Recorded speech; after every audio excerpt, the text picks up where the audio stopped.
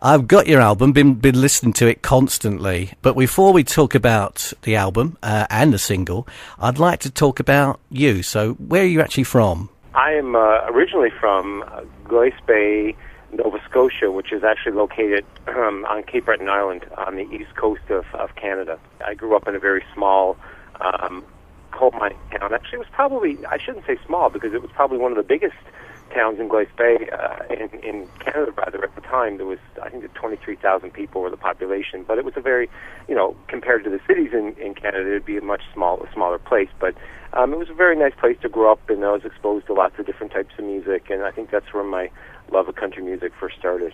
Well, I was going to ask you where your love of music comes from, but, do you come from a musical family? The interesting thing is our family's kind of an interesting mix, because on one side we have Scottish descent, and then on the other side we have Italian, and my great-grandfather was actually from Padova, Italy, and he was a musician, and apparently a musician that could play absolutely anything. And I think I inherited that talent from him, because nobody else in the family other than me is musical. I kind of blame my mom, actually, because she tells me while she was pregnant with me, she played music constantly, and music was something when I was growing up. It was where most kids would play soccer and basketball and hockey and things like that. I turned to the record player, so I think this is where my first love came from. So when you was at school, did you, was you encouraged to play a particular musical instrument? The usual stuff, the little ukulele thing and the recorder thing, the things that nobody wants to really admit to. I tried to play guitar when I was in my teens, and I didn't really like it, so I switched over to piano. So when I write, I usually write most of my stuff on piano.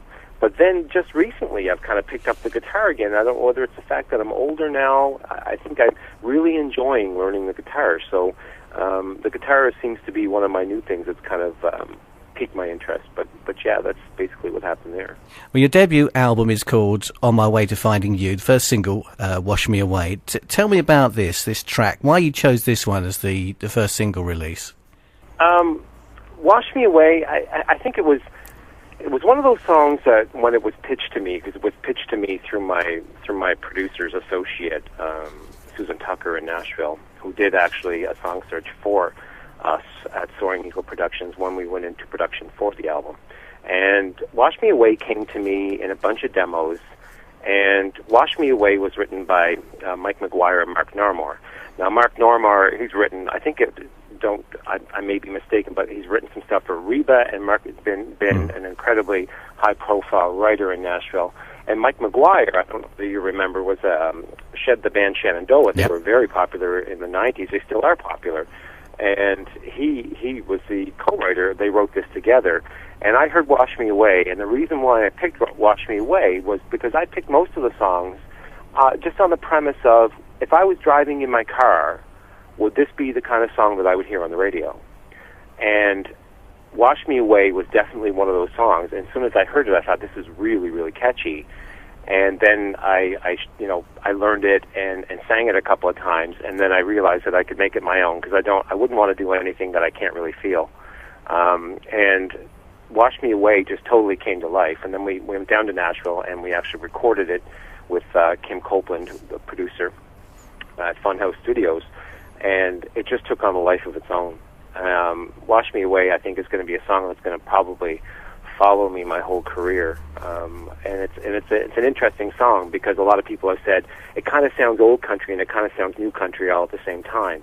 And I think that's the magic of it. I think that's what Kim Copeland has managed to capture in that song. I would agree with you that absolutely. I was listening it in my car on the way to the interview today, and I was trying to think of how I'd sum it up to somebody who hadn't heard it before. And what came to me was the fact that none of the songs, I would say, sounds like any other particular song, but at the same time, it sounds familiar. Yeah, and I think you're exactly right. And I've been trying to figure out exactly the sound of the album, and I've listened to it a lot too, because when you do it, when you actually record an album yourself, it takes a while to let it all sink in. And then basically what I've done is I let it go, and I haven't really listened to it for about a month or so. I went back and I revisited it, and then I really thought about, what does this really sound like? And it really sounds, it has this very interesting sound, and I don't think anybody quite has that right now. And I think we've captured something that's quite special, and I'm very proud of that. And I appreciate all the people that were involved that helped me do this, because it's an amazing thing when you go to do a project of this size. People have no idea exactly how much work actually goes into it. Well, there's 11 tracks on the album, On My Way to Finding You. You penned a couple of the tracks, I see. I mean, you've already explained it just a little bit, but what's the process? What goes into you deciding what gets included and what's not included on the album? Well, I think, I can quote, I was watching a movie. I went to see Country Strong at the theater, and I love that movie. I think it's a great movie. And the lead actress said to one of the supporting actresses in the movie, she said, just remember, she said, you don't have to write your own stuff. She made reference to not writing your own stuff. She said, it's all about a great song, she said, whether you write it or not. And I chose songs for this album on the premise that they were great songs. And I asked myself in the beginning, could I probably write the whole album? And I probably could have, but I think it would have been very one-sided, because I'm a very particular type of writer, and you can almost automatically know what I've written. I know when I hear it. It just has it's very deep, and I wanted some stuff that was a little bit lighter. So the only way for me to get that was to source other material. Now, I'm not saying I might develop and become a little bit lighter in the future, but it's just who I am right now as an artist. And so this process was very enlightening for me, because I went through listening to all these songs. And the interesting thing about it, writing your own, it's very easy to sing your own song, to interpret your own song and sing it in the studio. But it's another thing to be able to take somebody else's song that they've written with a given idea and then make it your own song.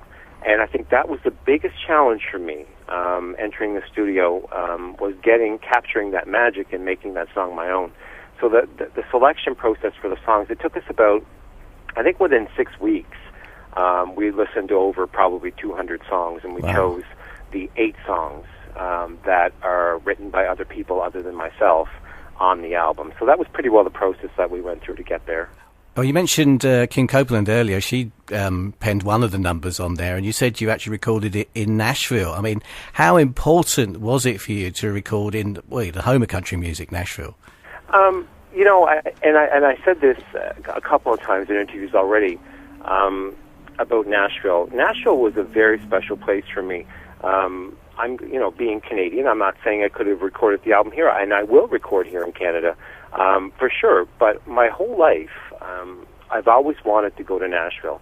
And when I decided to kind of reinvent myself and come back into the music again, because I'd kind of left it for a while, when I came back into it, I said, I really want to do this, and I think this is the timing. And I got a hold of Kim Copeland, and we spoke, and it was like magic between Kim and I.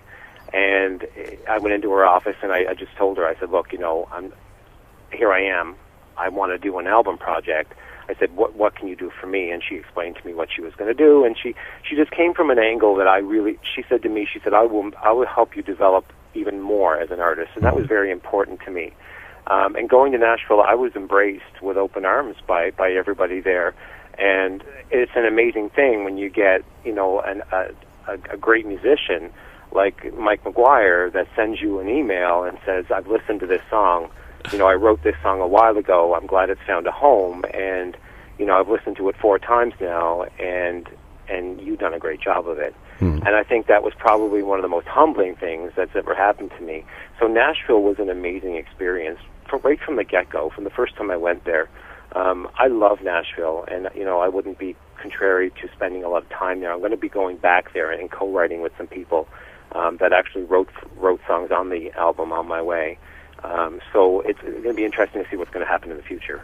So you're saying you're writing more material. Is that material destined for a future album, or are you writing material for other artists? I don't know. I'd love to be totally self-indulgent and say, it's just for me, but I won't be, because I would love. I think one of the biggest compliments I think that any artist could ever get is somebody else recording your song. And I've had that experience with other people, because these songs that are on My Way to Finding You are very special songs. There's some songs on there that are very descriptive of my life, and I sat down with these songwriters and said, I just wanted to thank you very much for writing this, because it's touched me, and it's something that I'll have for the rest of my life. It's going to be a part of me from now on. So yeah, it's a very interesting experience that somebody else would take your material, and they were so happy that a Canadian was recording his first album project and including their material, and they were so thankful of that.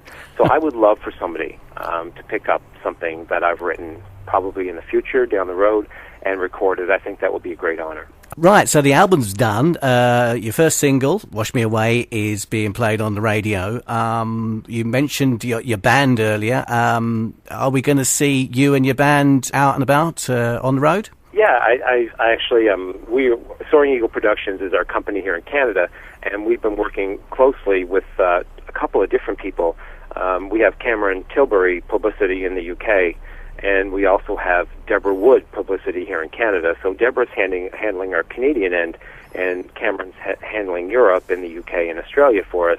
And I think what's coming up, Brian, is you're gonna see probably a radio tour of the UK in the fall, and possibly I'll be on the festival circuit next year is what we're looking forward to in Europe, and probably a radio tour here in Ontario for the fall, following Wash Me Away for the second single. So there's going to be a lot of action live-wise. I really look forward to getting out there live. I think that's what's going to happen. I want to make sure that I gain a little bit of momentum, so that when I come over there, that people will actually know who I am. We're actually shooting a music video. One of the reasons why we're shooting a music video for the second single is the fact that we want to make sure that people get to see me in Europe and the UK and Australia, because I won't be there for the next few months. So we want to be present there, and for people to be able to come on. I think image is very important. I think people need to see a face and be able to identify with the artist, and I think through video you can do that. And I think that's why, one of the main reasons why we're doing a video for the next single. And so you'll see the video for sure. And then probably me in the fall, like I say, I'll be in the UK doing a radio tour, and Cameron Tilbury is going to be the one that's going to help us set that up. You mentioned the second single. I mean, you've already chosen that one. What is it?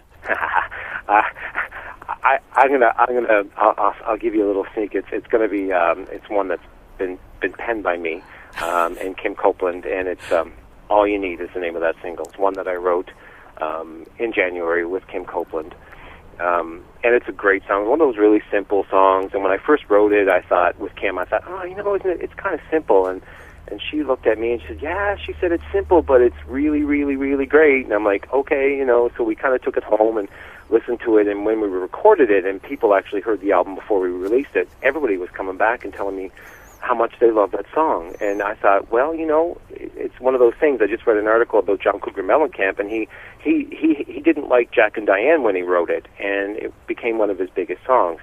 So you never know how people are going to interpret things, but All You Need is, I've learned that it's a great, simple song.